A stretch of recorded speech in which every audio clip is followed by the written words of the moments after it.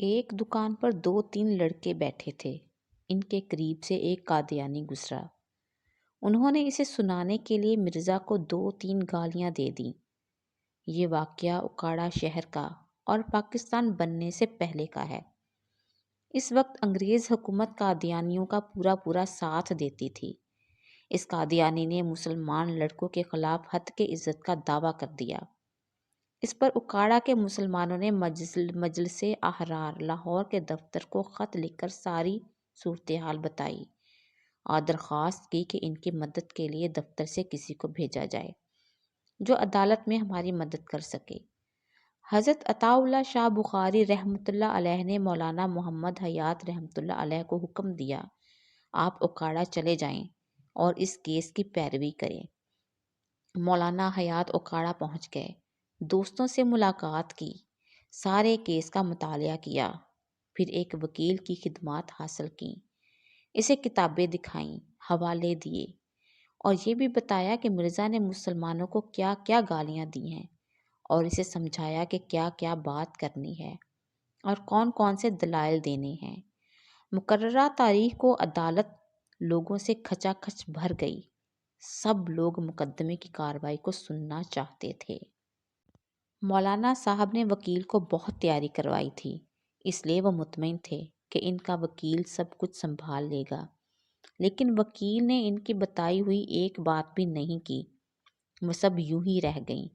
وکیل اس طرف آیا ہی نہیں، بلکہ اس نے عدالت میں اس قادیانی سے یہ کہا، میں کوئی زیادہ لمبی چوڑی بحث نہیں کروں گا، نہ ہی دلائل دوں گا، آپ صرف اتنا بتائیں ان لوگوں نے مرزا کو کون سی گالی دی ہے تاکہ اسے سن کر فیصلہ کیا جا سکے کہ وہ گالی ہے بھی یا نہیں۔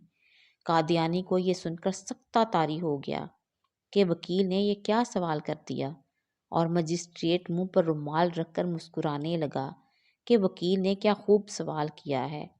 آخر مرزائی نے کہا، مجھے یاد نہیں کہ کون سی گالی تھی، لیکن گالی ضرور تھی۔ اس پر وکیل نے کہا، کوئی بات نہیں، میں گالیاں دیتا ہوں، آپ سنتے جائیں، جب وہ گالی آئے تو مجھے بتا دیں، کیا اس نے کہا تھا کہ تیرے مرزے دی؟ وکیل نے ایک ہی سانس میں مرزائی کو کئی گالیاں دے دیں۔ پھر اس نے قادیانی سے پوچھا، کیا ان گالیوں میں وہ گالی آئی ہے جو ان لڑکوں نے دی تھی؟ قادیانی نے پھر کہا، مجھے یاد نہیں۔ اس پر وکیل نے کہا، تو پھر اور گالیاں سنو۔ اس مرتبہ وکیل نے پوری 51 گالیاں دیں۔ مجسٹریٹ اور تمام حضرات دبی دبی ہنس رہے تھے، بس مرزائی ساکت کھڑا تھا، اس کا رنگ فک ہو گیا تھا۔ اب پھر وکیل نے کہا، ان میں سے کوئی گالی آئی ہے؟ اس نے پھر کہا، مجھے یاد نہیں۔